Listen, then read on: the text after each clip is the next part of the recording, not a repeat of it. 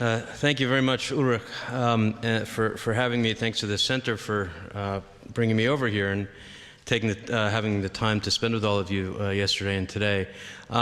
As was mentioned, Adam Marcus, who's my co-founder, and I, we created Retraction Watch about 7 years ago, a little more than 7 years ago now, August 2010. And so what I'm going to share with you today is sort of what we have learned, a bit of what we have learned, not quite everything. It's hard to compress 7.5 years into 20 minutes or 25 minutes, but I'll do my best. But I'll give you some highlights. But I think you should think of this as a sort of tour of the scientific publishing. But I want to be clear that while I will very much talk about the efforts we've undertaken to promote good behavior, because I think at the end of the day that's at least as important as pointing out bad behavior, but maybe even more important, I'm going to definitely highlight a lot of that and talk to you about doing the right thing. But I should warn you that this tour is not a highlights tour of scientific publishing. I saw some buses here when I was wandering around yesterday getting to do some sightseeing. It looks as though you have the same sort of tour buses that they have in many cities, including my own hometown of New York. These double-decker buses that show you, I saw them driving by the Brandenburg Gate and various places like that. This is not that tour. This is sort of, if you were to, I hate to pick on my colleague here from the UK, but if you were to go to London one day and you signed up for a Jack the Ripper tour, and they told you to show up at midnight in a dark alley. Don't do that, by the way, in case anyone's considering it, but it's a bit more like that. And so I'm going to start with a story that, in sort of keeping with my title, is about the Wild West. I think, obviously, directional, I should be careful here in Berlin, the West and the East have very different meanings than they do in my own country. But the Wild West, I'm sure you all know, this is cowboys and people riding around on horses and a sort of sense of lawlessness, right?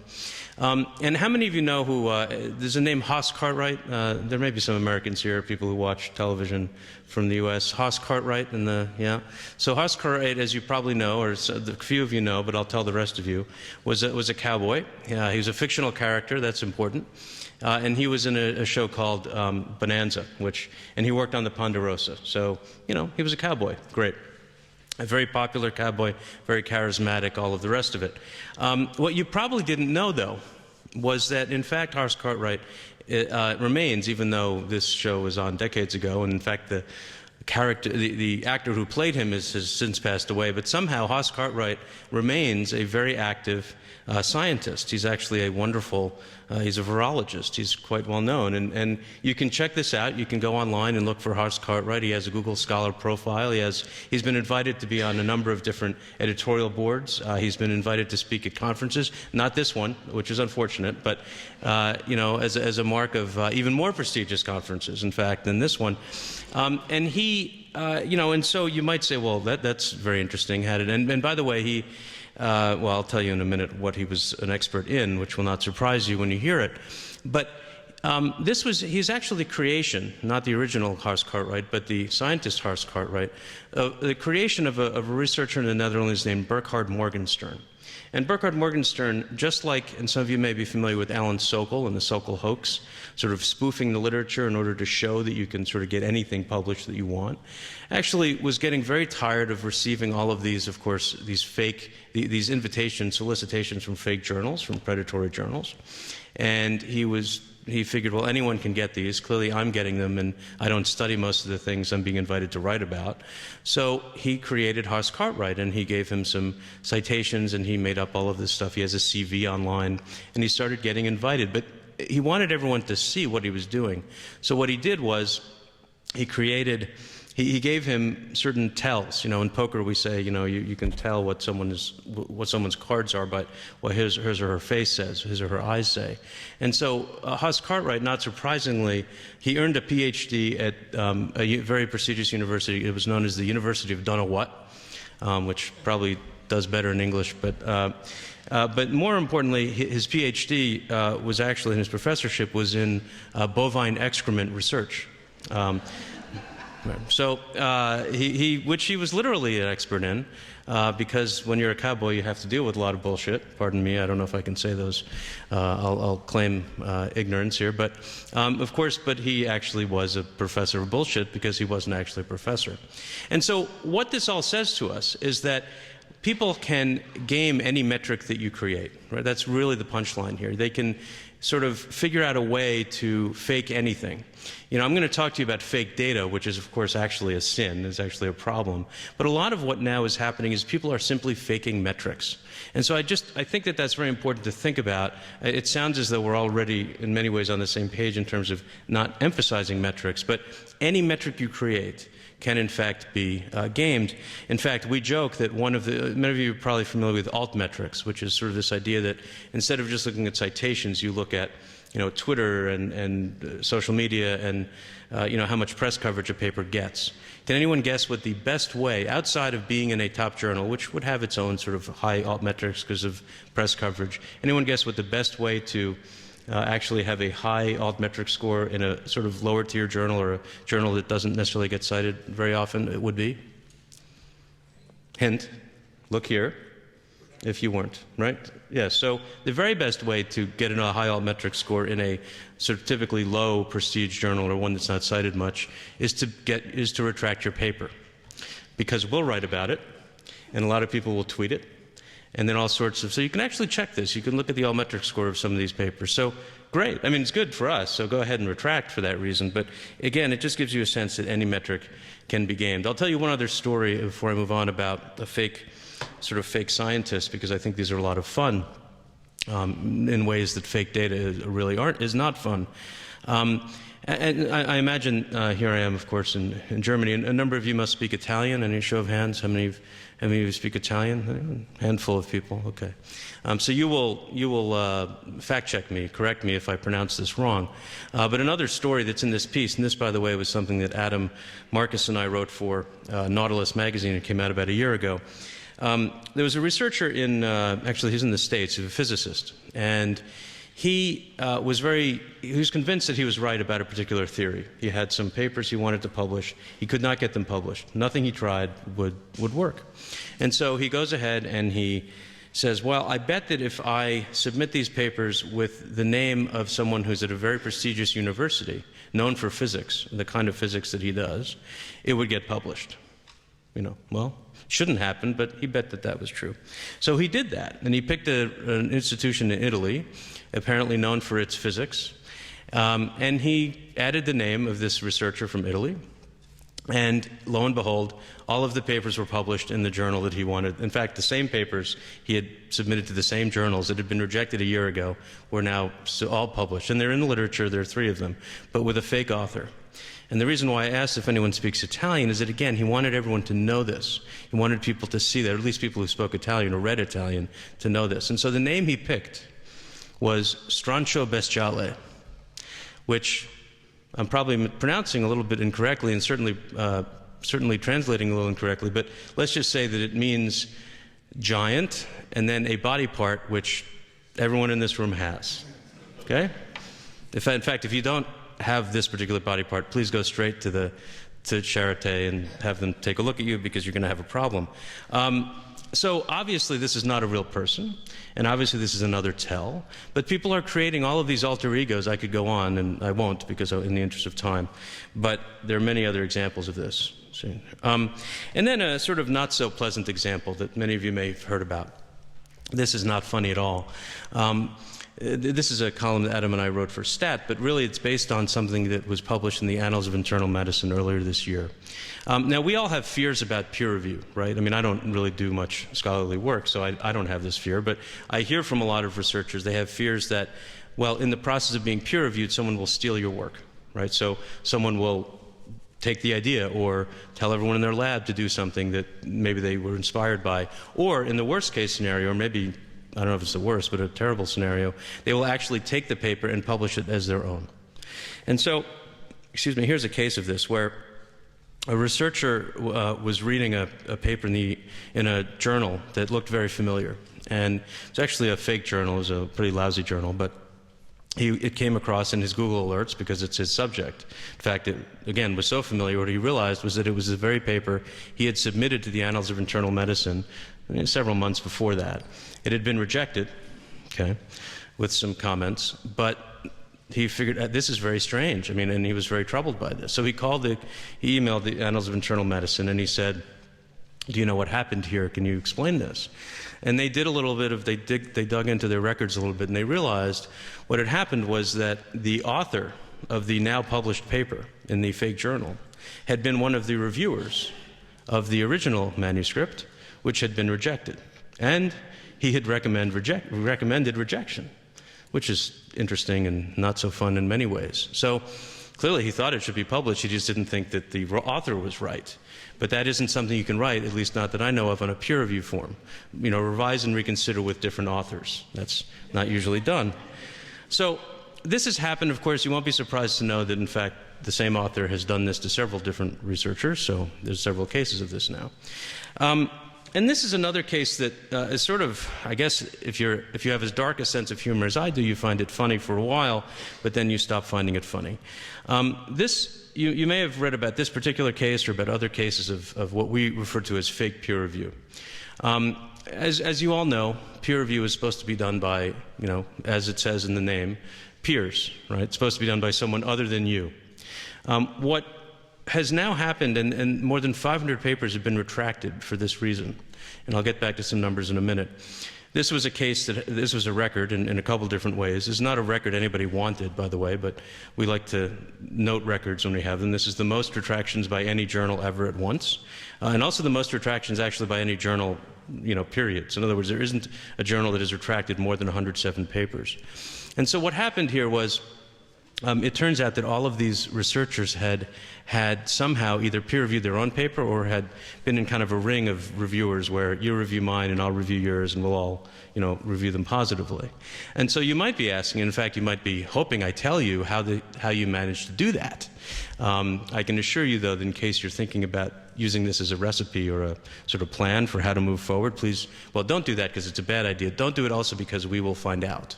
And then you will be here. Maybe you'll be the next record for retractions. And the way that this worked was deceptively simple. So since we have a journal editor, I know that you work on various things, Trish, but I'll pick on you again with apology. You can pick on me next. You'll be up soon. But let's say that I wanted to submit a paper to BMJ. And I submitted the paper, and I said that, David Moore should be one of my reviewers. In other words, the BMJ doesn't actually do this, I don't think, but many journals actually ask people for reviewers. You do ask. So it's not atypical to ask people for reviewers. You know, maybe it's a very narrow field, maybe it's a broad journal, and you want more reviewers on your panel, in your database. And so what happened is, I said, yeah, David Moore would be a great reviewer for this journal, for this paper. And Trish, having seen David's excellent presentation last night, says, oh, well, that'd be great. I'd love to have David review this paper. I'd love to get him into my, peer review system database, because then he'll review other papers for me. So Trish presses invite, and off the invitation goes to David Moore. And David, of course, he sees the paper. He wants nothing more than to peer review a paper from me. I don't know why, but he hits yes right away, and he does the review, and Trish gets it back and it says, change this, change it, revise, reconsider, or whatever it is, and okay, it gets published. But here's the part why it was retracted and why you're reading about it now, because that all sounds fine and normal. The part that you didn't know about was that instead of whatever David's email address is, dmower@ottawa. I don't know what it is, but I actually put in an email address, dmower123@gmail.com.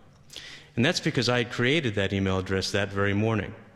And so when Trish asked me to review this paper, she invited me to review the paper, I accepted reviewing the invitation right away. In fact, I wrote the review right away, which is how I ended up getting caught, by the way, and I'll tell you about that in a second. And I said, please accept the paper, right? And so now the reason, again, you're hearing about this from me and not, in Stockholm from this brilliant set of researchers, is that what typically happens is, and these were forensically done later, the very first cases of this, which were 5 years ago, the researcher actually, he returned all of the peer reviews within 24 hours. Now those of you who do, either are editors or reviewers or both, you know that it's impossible to get anyone to agree to peer review within 24 hours, let alone you actually had all the reviews back within 24 hours. And so they approached him, they confronted him, he confessed, and now you're reading about it here. But there have been more than 500 retractions for this reason. In fact, we just heard about 4 more the other day that we'll write about shortly. So people are really ingenious. They are really ingenious. And unfortunately, their ingenuity is being applied not to the science they're doing, but to faking the system, to getting around the system. So let me give you these are really actually basically new data. As some of you may know, we, in addition to our work at Retraction Watch, over the past few years we have been creating a database of retractions, the most comprehensive database of retractions that there is. And so I wanted to just give you some sense of where we are right now with this. It's not 100% finished. It's open access. You can go check it out yourself. That's our URL. You can go there right now if you'd like. Instead of listening to me, I'd be delighted with that, in fact. But this is how many retractions there have been. And I put not just the number of retractions, but the percentage of the entire literature that is, because I think it's very important to understand how rare these events still are. And I'm going to talk about, maybe how rare they should be or shouldn't be. But just to give you a sense, since the year 2000, the number of retractions has clearly risen quite dramatically. So you're talking about from 30 to more than 1,300 last year.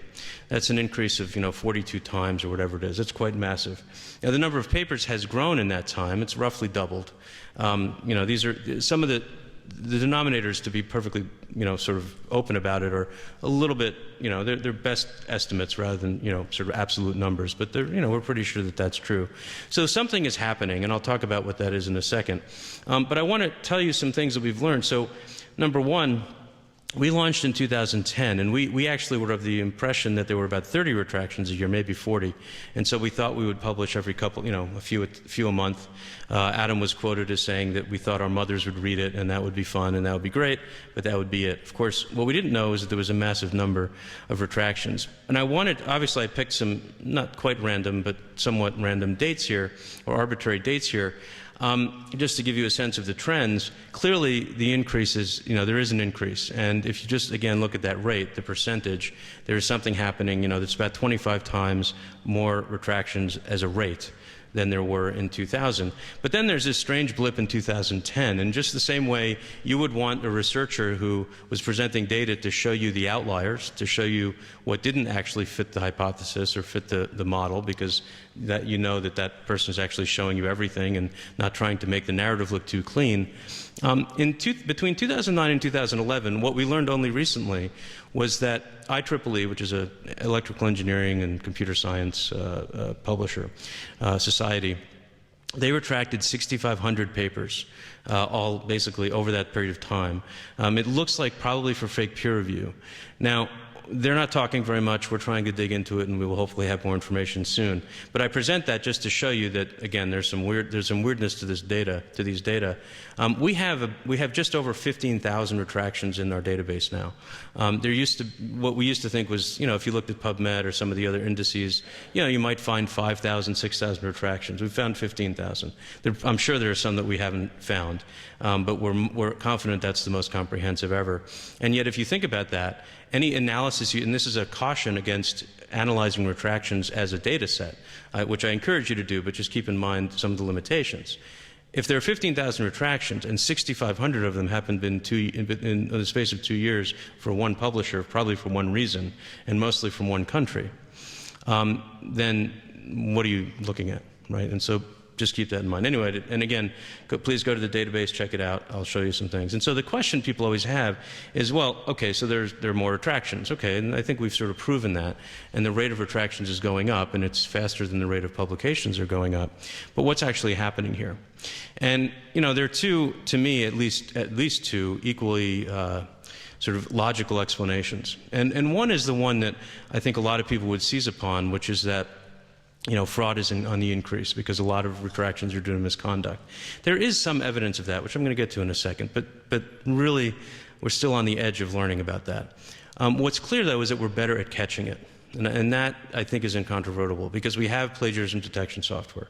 We have the fact that all papers are online, whether they're paywalled or not, and you can look at all of them and actually see what's happening.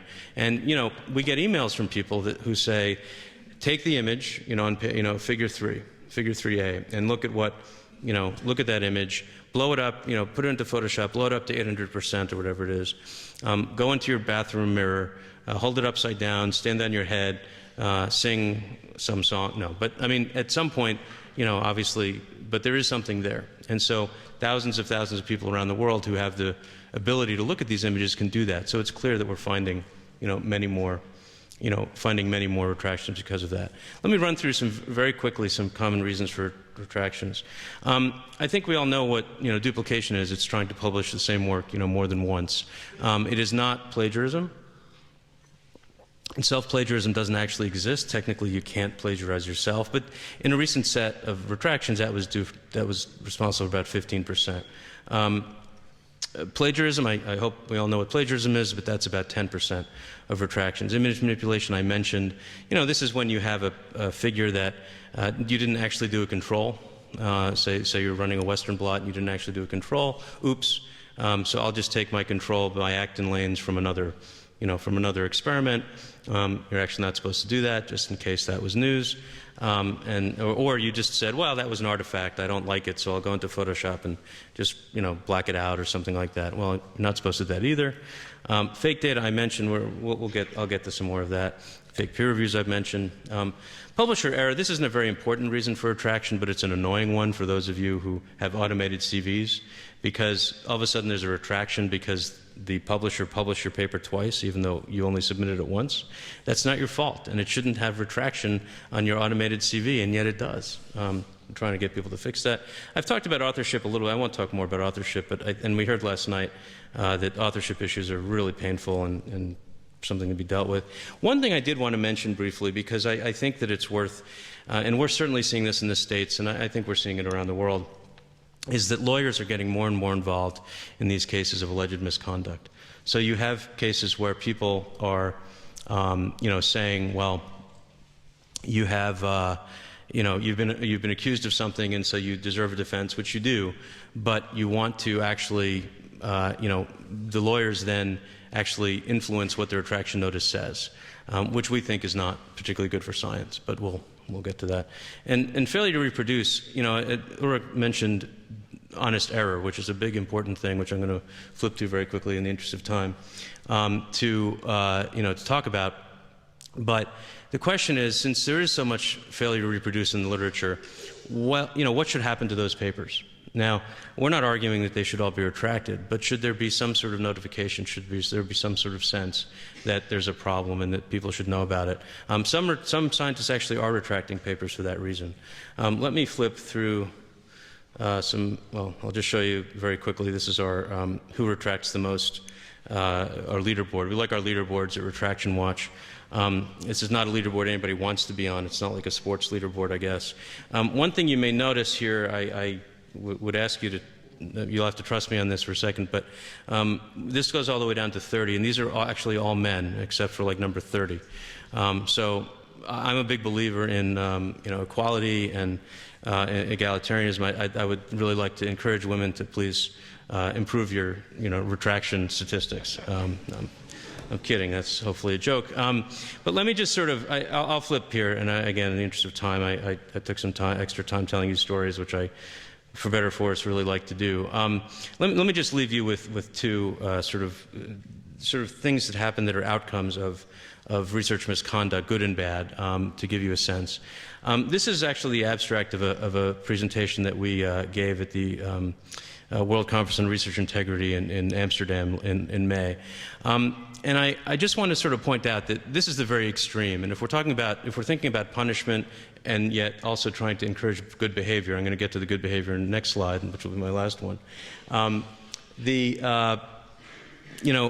This is obviously the worst possible sanction for someone, is to actually bring them into court under a criminal sanction, under a criminal law. I will tell you, and we included it, again, in the interest of presenting all of our data, the outlier case, including involving first-degree murder, was not directly, we categorized these into sort of directly scientific misconduct, and then things that were related to, like, peripherally. This was very peripheral, and I'll tell you what it is, because everyone always looks at that and goes, what is that? It turns out this was someone who, he was having an affair, and he decided that the best way forward would be to murder his wife, which unfortunately he did. Very unfortunately he did. But the reason why it's in our data set is because he killed her with cyanide, and because the only people who can order enormous amounts of cyanide without anyone blinking an eye are people working in labs. Please don't do that either, but that's why it's related here. But let me just sort of close with this, which is, and again, in the interest of what I think is the most important take-home, which is encouraging good behavior is, I think, in the long run, maybe even the short run, a much better approach than simply sanctioning everyone, although we should sanction them too. But it turns out that if economists like to study retractions, we're actually very excited now that our database is more or less complete, that they will have a much better data set than they've ever had before to study. Economists like retractions because they sort of incorporate, A, it's not a huge data set, that's easy to study. B, they incorporate sort of actual measurable things like citations, which I'll talk about, and also because it actually talks about incentives and human behavior, which economists like to talk about. Economists like to say there are no bad people, there are just bad incentives. Okay? And so what you see here is in these papers, and these have actually been replicated, so there were 3 different papers that have shown basically the same thing. When you retract a paper for fraud, and it's clear that it says fraud in the retraction notice, you will see a decline in all of your citations, so all of your work, of about 10 to 15%. In fact, your whole subspecialty will see a decline. So if you really want to make things terrible for everyone, commit fraud. Go ahead. However, the good news is, if you retract a paper for honest error, and the notice says very clearly this is for honest error, and there's no fraud or misconduct, you don't see a decline in your citations. Well, guess what? That's kind of important. And so if that can sort of be a carrot, if that can be an incentive for people to do the right thing and retract for honest error, as Ulrich was saying earlier this morning, that we think that's really a good message going forward. So, and that's just so that I can flash that quickly and you can see whatever conflicts want to have you. So thank you.